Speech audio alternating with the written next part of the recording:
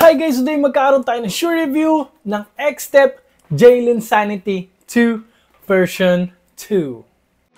Hey, I ain't never giving up. Said I never give up.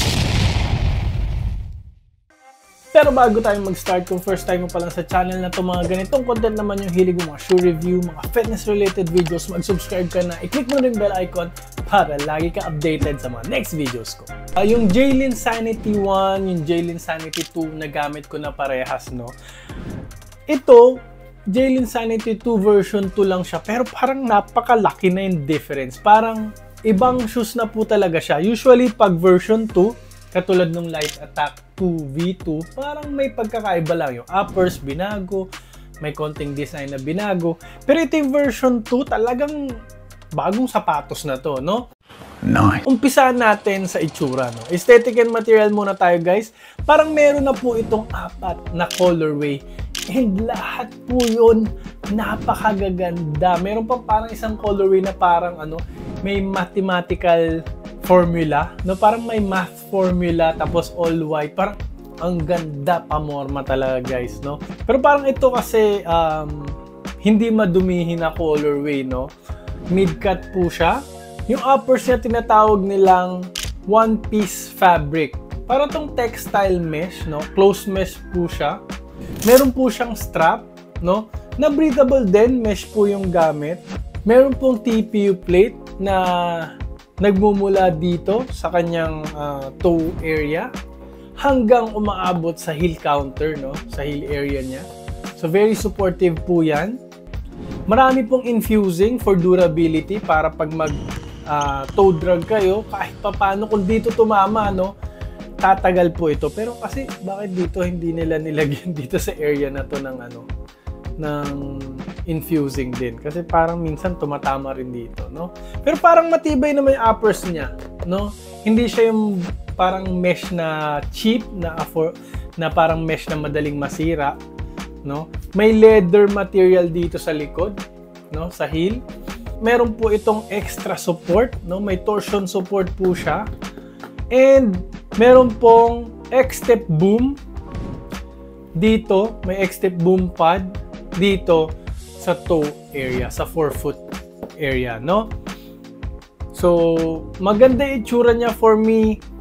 Parang hindi lang nag-work yung strap. Parang hindi ko masyadong trip yung strap, na hindi ko trip yung material dito, yung parang tahing ganyan. Napaka-pogi na saan nito.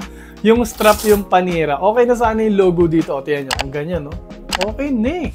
So, dahil dyan, guys, aesthetic and material, bibigyan ko po ito ng 8 out of 10. Mataas pa rin naman binigay ko, lalo na sa price point na to. Hindi naman tayo kailangan mag-expect ng too much kasi very affordable na. Next, traction and outsole po tayo. Gumamit po ito ng solid rubber outsole. Almost same siya kalambot or same texture, same feeling siya nung Jalen Sanity 2. Parang mas marirecommend ko siya na gamitin indoor. Medyo malambot kasi yung rubber niya. May mga dragging na rin kahit indoor ko pag ginamit. Pero kasi guys, top tier yung traction nito. Parang ang Jalen Sanity 2. Maingay din. Kahit sa mga lateral moves, maganda yung stops. Hindi rin masyado nag-a-attract ng dust. Konting punas lang matatanggal na. Parang feeling ko, pwede pa rin naman siya sa outdoor. Kasi parang marami namang surface area pa rin. Makakapal naman pa rin kasi yung grooves niya. Pwede pa rin siya outdoor, pero hindi po siya great for outdoor. So dahil dyan, bibigyan ko po ito ng 8.5 out of 10. Mataas pa rin kasi katulad ng kanyang kuya, maganda po talaga yung traction nito. Bagay na bagay talaga sa mga guards, no? Next, punta na tayo sa safety and support. Very supportive tong sapatos na to. Nagulat ako, no? Kasi parang napakagaan niya. Parang pag nahawakan mo siyang una, hindi siya supportive. Kasi budget shoe siya. Minsan ma-judge mo siya kagad. Pero hindi. Very supportive siya. Sa leasing system pa lang, meron na siyang technology. Ayan, no? Parang Morphet. Para tong garter. Itong may number 7. By the way, guys, 7 pa rin yata si Jeremy Lin hanggang ngayon, no? Yan talaga yung jersey number niya. Budget line po kasi niya to, no? Yung main line niya is yung Jeremy Lin 3 na sana. X-Step, baka naman.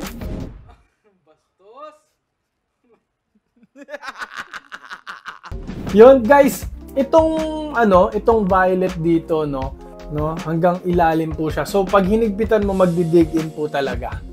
No, parang ang malamorphit yung lacing system na technology na to. Plus, ang daming TPU plate na meron pang tulong ng infusing, no? May plastic infusing pa. So, umaangat na siya dito yung TPU plate, umangat pa dito sa heel counter. So, yung mga jab step, euro step ninyo, covered po kayo dyan. Ang ganda ng lockdown sa lateral side. And hindi lang sa lateral side, pati sa medial side pa po. Though infusing lang, okay pa rin naman.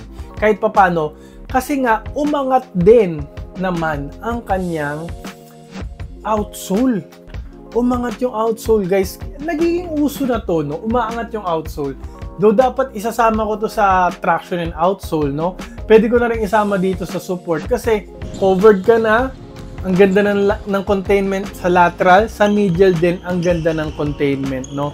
Maganda yung support kasi umaangat yung outsole.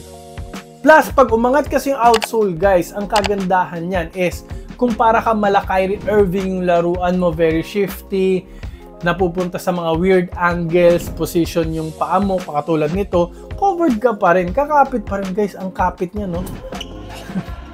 Kakapit ka pa rin, hindi ka dudulas, and hindi rin masisira kagad yung sapatos. And yung heel counter niya nga, no? Very supportive naman, ang ganda. Saktong-sakto for me, hindi siya sobrang tigas, hindi rin siya sobrang lambot.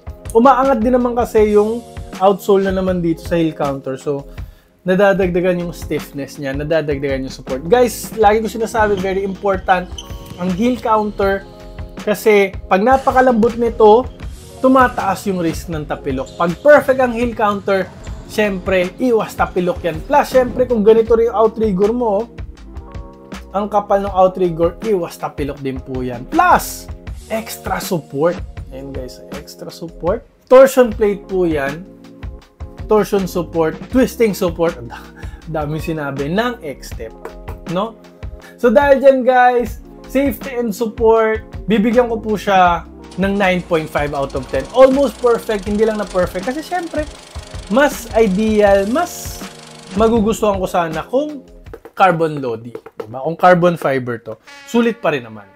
Next, punta na tayo sa fit and comfort. Very comfortable na sapatos, guys, kasi parang napakalambot na sa loob. Ganun naman lagi yung X-Step, no?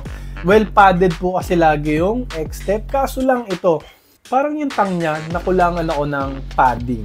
Tapos sa forefoot area, sa toe area, parang konti rin yung padding. Makapal dito, tapos numinipis. Di ba usually mga sapatos, balance yung paddings, no? Yung padding. Pero parang dito, numipis tuloy. Sana pantay-pantay na lang. Kasi okay na yung padding dito eh. Gusto ko pa sana rin ng Achilles pillow, no? Makapal-kapal pa dito na konting padding. Yung, step in comfort, okay pa rin naman. No? Mararamdaman mo naman kahit pa paano X-Step boom. Hindi siya sobrang stiff. So, okay pa rin. Step in comfort, mobile yung ankle mo, kasi low cut po ito. Makakagalaw, makakatakbo ka ng maayos, kasi tignan mo naman, ang daming forefoot flex, ang lambot, pangguardia po kasi talaga tong sapatos na to, no? True to size po kayo dito, no? Mag-true to size po kayo dito. Okay pa rin siya, medyo wide foot naman siya, pero hindi po siya very wide foot. Kung talagang wide foot po kayo, mag one size up na lang po kayo para sigurado tayo dyan, no? And guys, napakagaan po. Parang almost kasing gaan ito nung Light Attack 2. So dahil dyan guys, okay naman na ibibigay natin na fit and comfort score kasi malambot, no? Okay naman yung padding, mediocre, sakto lang. So dahil dyan guys, sakto lang din bibigay natin na score. Bibigyan po natin siya ng 8 out of 10. Kasi okay yung fitting niya, gusto ko yung fit, gusto ko yung pakiramdam sa loob. Pero sana yung paddings, dagdagan dito, no? And sana dito, wag naman nabawasan yung pads, no? Sana pare-parehas na lang. Kasi dito okay na eh, no? Malambot na eh. Perfect yung heel counter nito guys ha. Perfect yung containment pero perfect din yung comfort. Kaya mataas pa rin naman. 8 out of 10, di ba? Next, punta na tayo sa breathability. Yun guys, hindi siya masyadong breathable. no? Parang 50-50 yung pasok ng hangin kahit na textile mesh tong ginamit. All throughout textile mesh, pero sakto lang yung breathability. Pero napakadaming pumapasok na hangin sa tank. So okay lang, sakto lang na naman. Itong sapatos na to puro sakto. So dahil dyan, sakto rin yung bibigay natin as score sa breathability. Bibigyan po natin siya ng 7.5 out of 10. No, good thing kasi breathable naman itong tingnan nyo, transparent nga eh. Halos see-through yung strap. Next, cushioning. Guys, nagulat ako sa cushioning nito. Hindi ko inaasahan. Kasi, hindi siya feather foam eh. Parang regular EVA. Pero, kung naaalala nyo, kung fina-follow nyo ako talaga dati pa, no? Nung ginamit ko yung X-Step Storm, X-Step Monster, X-Step Fearless Devil, no? Na EVA ang ginamit. Pero, guys, yung EVA ng X-Step, bakit ganun? Parang lamang pa sa mga ibang ibang mga foam ng ibang mga brands, no, na may pangalan yung foam, no? Ang ganda ng EVA ng X-Step, malambot, ang ganda ng impact protection, meron din bounce ng konti. So, pag sinamahan mo pa ng X-Step boom, ayan nandiyan sa mahawakan mo, yung X-Step boom, lalo nang gaganda. Lalo na kung nandito sa forefoot area yung boom. So, mas dumagdag yung energy return kasi ng boom, no? Ang ganda ng bounce. Nandun pa rin impact protection kasi dito sa EVA. So, parang for me, very balanced naman. Sa ganung price point, hindi ka naman dapat humihingi pa ng too much. So, dahil dyan, bibigyan ko po ito ng 9 out of 10. Hindi ko lang na perfect kasi sana carbon fiber. And sana nadagdagan pa yung X-Step boom, no? X-Step boom, by the way, guys, nilalagay nila to sa mga premium nilang sapatos ng X-Step. Katulad ng mga Jeremy Lin na mainline, no? Full length X-Step boom yun. Napakaganda. Next, punta na tayo sa price tag. Hindi na kailangan patagalin. Pag X-Step, tapos price tag, ganito itsura, ganun yung technology, uncomparable. Nasa 2,500 yata to 2,800 bagong sapatos. Anyway, talagang mura to kasi ito nga yung budget line ni Jeremy Lin, no? Iskoran natin, wag na natin patagalin. 11 out of 10 sa price tag. Napakasulit, pogi, okay yung material, gusto ko yung traction. Though hindi ko magagamit pang outdoor masyado, hindi ko nasasuggest. May X-Step boom, TPU plate kompleto naman for containment. Ang ganda ng support. Masasuggest ko, marirecommend ko po talaga sa mga guards hanggang small forward po itong sapatos na to. Kung gusto nyo po talaga itong sapatos na to, gusto nyo itry, which is gusto ko talagang ma-recommend sa inyo, kahit second shoes nyo lang, maglalagay po ako ng link dyan sa baba. Trusted seller po yan. X-Step po mismo. I-click nyo na yan para matry nyo na makapili na kayo ng ibang sapatos and makita nyo yung price niya ngayon kasi nagmumura pa yan. Pero kung naghahanap ka pa ng mga ibang pang point guard na shoes ng X-Step, maglalagay ako ng link dito and yung bilog dito, pakipindot na rin po para makasubscribe po kagad kayo para lagi kayo updated sa mga next videos ko. Maraming po salamat sa panonood. Mag-ingat po kayo palagi and lagi nyo rin po tatandaan to always drink your protein. Bye!